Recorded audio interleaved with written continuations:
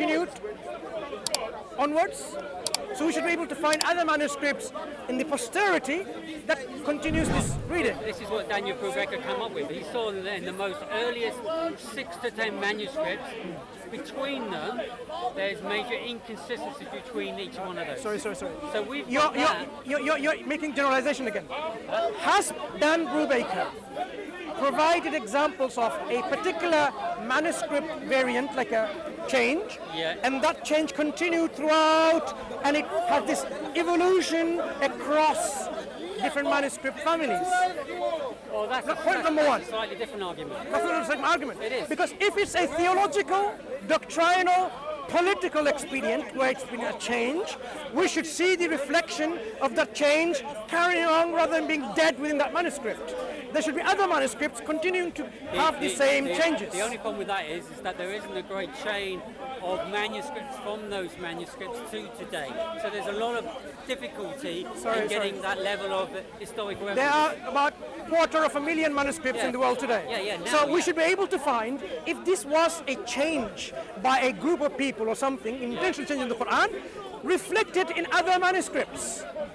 Have we found this manuscript edition? Number one. Secondly, within the same time frame, are there other manuscripts of the same change within the same place? Has he done that? Yes. Where? So he didn't mention that in his PhD. Right. He didn't mention that in his book. Right. So why did he mention it? So what we're saying is he's leaving for his website. Right. Is that what he's doing? That's going to be all the substantial backing of that research. But he hasn't even provided an example yet in his book that J. Smith wrote. Did he provide an example? So in the example we have is that between the Sana manuscript, which had an issue, which I think was Surah 66 verse 8, ayah 8. What about it? That was a change issue, or whatever you want to call it, in the Sana manuscript. But then when you went to the Topaki manuscript, that verse is not there. So there was also an issue with that manuscript as well. Verse not there? Yeah. So you have within the Sana a whole verse missing? No. In the Topaki, are you saying in the top copy a whole verse from Sana is missing? Yes. Which one? The undertext or overtext? 66.8. A whole verse. 66.8. Yeah.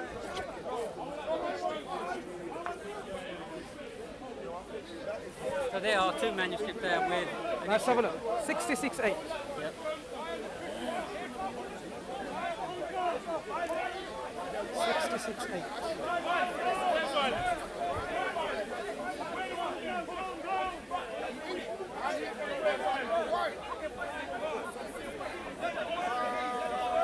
Top copy doesn't have a verse missing. It has the word lam lam ha missing of the word Allah. So part of the name of Allah is dropped out. Right. So not the whole word, because the alif is clearly there. So you're saying what? In the Sana? Sana. What is it in the Sana? No? It has nothing to do with Sana. The Sana manuscript that I have, Dam 1, 21.3, has this verse. Has this word Allah in it. I'm using the wrong verse there, but there is a verse which is not in one manuscript and it's a change in the other. In his book, he has not provided any example of a verse, only words. Huh? Only words, not verse. Well, there is a verse. So now, talking about 66.8, did Dan provide manuscripts from the same time and earlier? Because I have already given you an example here. Manuscripts from same time period, carbon dated. This has the word. So what I'm saying to you is... So what I'm saying is, Dan Brubaker is guilty of using a very bad method to provide that there has been a change. Before you beg to differ, let me tell you why his method is very weak and like a high school child. Sorry to say that. To say that this has been an intentional change, you need to provide, as I said, contemporary manuscript witness. So you need to do a schematics. Provide a family of manuscripts before, same time, and afterwards. He has not given any examples. When we look at manuscript from the same time period, look, I'll give you an example. Not one example. So if I give you an example from the Sana, the Berlin manuscript in the Berkshire Archive Memphis, Cairo, Paris, the BNF manuscripts, 1, 2, another one, we see the word is there. So if we have a manuscript which is of the same time period even earlier, and this one has the word Allah, and we have a manuscript which he's giving that doesn't have Allah, so out of 10 manuscripts, if one of them doesn't have it, what conclusion are you going to make? You're going to make a conclusion that this is a scribal error, because all the other manuscripts have the same word within the text. Dan Brubaker, unfortunately, has been very guilty of not doing research properly, or not putting out his research that he's done it properly. So let me, if you like, respond to what you're saying. Yeah, see what I can respond. So one of the issues we got here is when you look at an insertion where... Give me an example. Which? Like this verse, where a word is missing, and then later on a scribe... Not later. Oh, later... Very likely to be later. Yeah, no, this one is a later. No, this one is a later correction. Yeah, right. Correct. So with an insertion, what that is demonstrating, and only demonstrating, is that the scribes are making mistakes. Okay? That's what we say. One second. But there are other different types of errors and different differences and variations Let's talk about one which are more significant. Wait. This is another argument. Example by example. So this particular example that Dan Brubaker provided, has he provided manuscript from the time before, the same time, or after? Yeah. Where? So what he's done is he's looked at about the last... Why did he not put it in his book? He's only put it's only a snippet. No. If he's going to provide an example in his book, it is only fair and reasonable and of an academic integrity to say that I looked at other manuscripts and I didn't find this change. Or I found the change. Well, let me put it this way. Let's see what the arguments he is putting forward and the reasons why he's putting it forward. He's already published a book for no reason. Are you going to throw this book in the bin? No, I don't agree. Are we going to throw his book in the bin? No, not at all. Right. So if he's authored a book, made certain claims, fluidity and flexibility of the Quranic text, why has he missed this crucial point? Why? One second, because it depends what you're trying to substantiate. So let's look at the different types of errors and variations he's found. Give me an example. No, I don't have the information and I've got to go. But what I'd like to do is I will put something together and we'll go through an example of all the different types and we'll go through it. And if it takes an hour, it takes an hour. But I'm happy to go through that with you. My friend. So I'm not running away. My friend. I do have to go. I have all the 20 examples he's got. Great. So what I'm saying is, Fine. he is guilty for doing a very poor research out. Give me the benefit. No, I'm not going to give you the what I'm saying is, what I'm saying is, the book that is authored, a very bad one. Because if he's providing examples of correction and making claims as he's done, he makes a claim. Do you want to see what his claim is making? Is that his book? Yes, that's his book. Good. Do you know what his claim is making? Flexibility and fluidity of the text. Now, to make these claims, he should have given examples to substantiate across the manuscripts. Families doing estimata. He hasn't done that. What is his initial premise? Wait. He is trying to make certain claims as a missionary, like always. All missionaries make claims.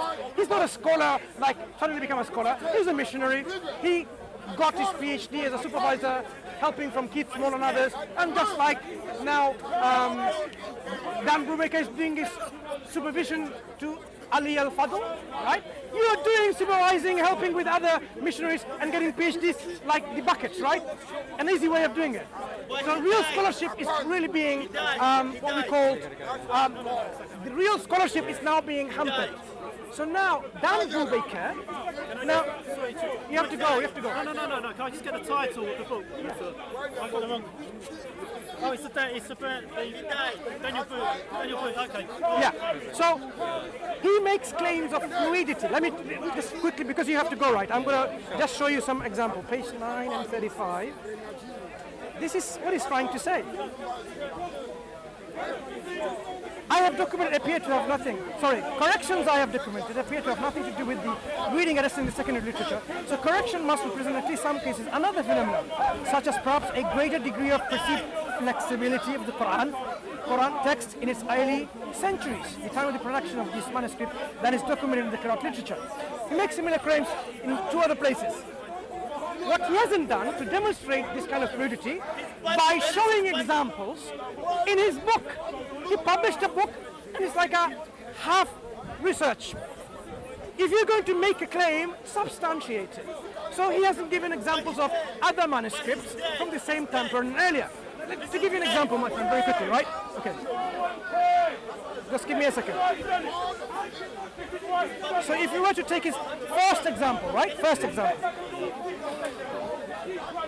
This one. Has he done manuscript studies from other manuscripts from the time? This is a time period from top copy.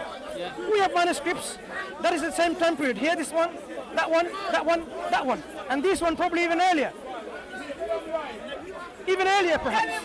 So we have the British Library. Yeah, 2165. So, if it's not the same time period, but it could be even earlier.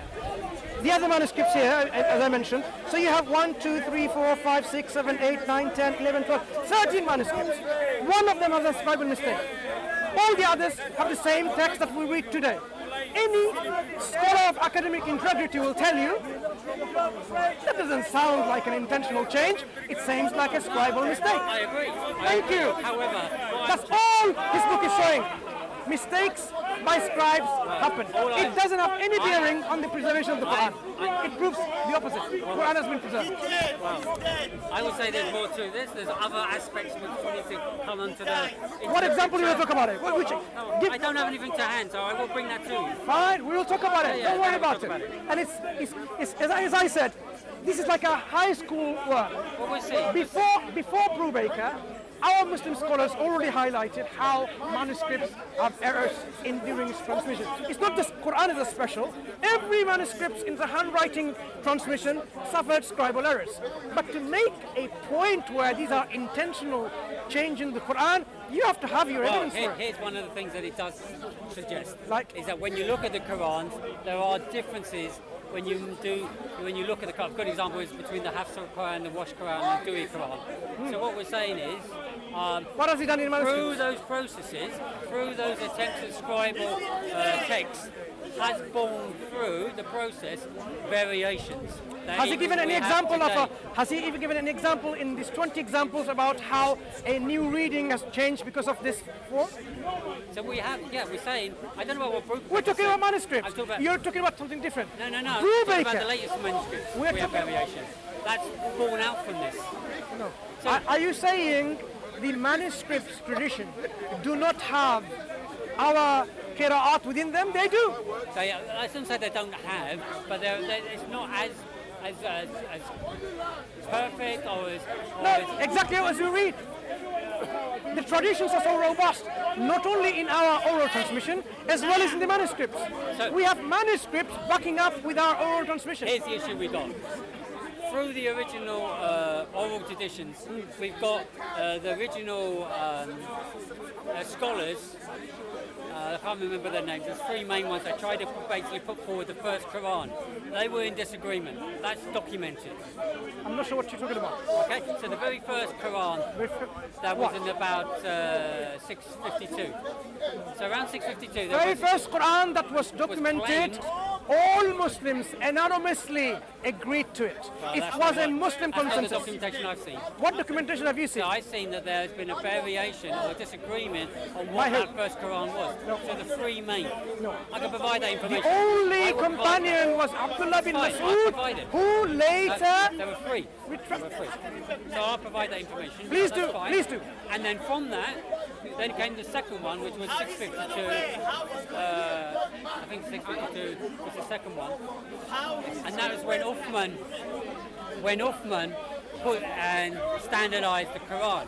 And what he did is he looked at so many different variations of the Quran that he then, from that issue, because there was the battles going on as well, where a lot of those Qurans were being destroyed, had an issue with trying to formalize a standard Quran.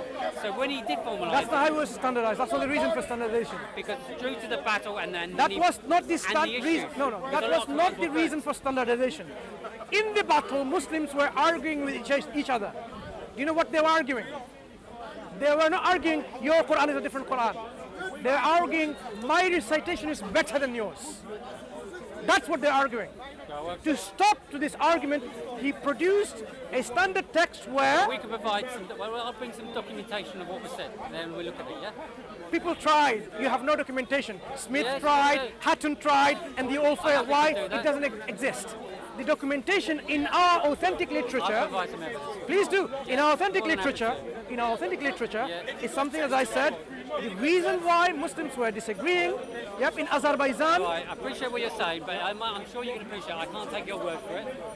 And, that's our literature. And, That's our historical literature. that's your version of it. Not my But I- version. yeah. This is the only version. It's what's coming out of your mouth, so I can only assume it's what you believe. See if you can find anything different. Yes, exactly. So I will do. Please Come do. back to you. Please do. Fair enough. Take care.